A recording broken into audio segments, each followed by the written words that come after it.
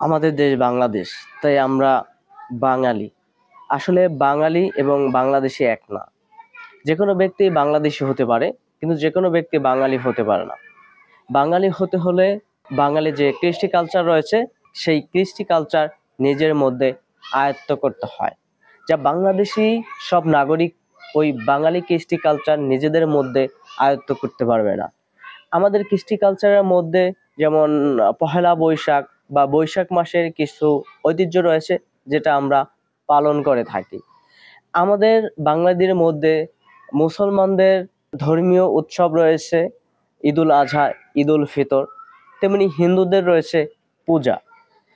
এভাবেই আমাদের বাংলা ভাষাভাষীদের একটা অন্যরকম ঐতিহ্য রয়েছে। যদি কেউ বাংলাদেশি পরিচয় দেয়, তাহলে সে বাঙালি না।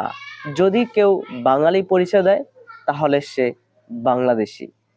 অর্থাৎ বাঙালিরা যেমন বাঙালি জাতি হিসেবে, বাঙালিরা যেমন বাঙালি একটা জাতিভেদ হিসেবে পরিচয় দেয়, তেমনি ওই পরিচয়ের মাধ্যমে তারা যে বাংলাদেশি নাগরিক সেটার পরিচয় পাওয়া যায়। কিন্তু যারা বাংলাদেশি নাগরিক, তারা বাঙালি হিসেবে নিজেদেরকে পরিচয় দিতে পারবে না।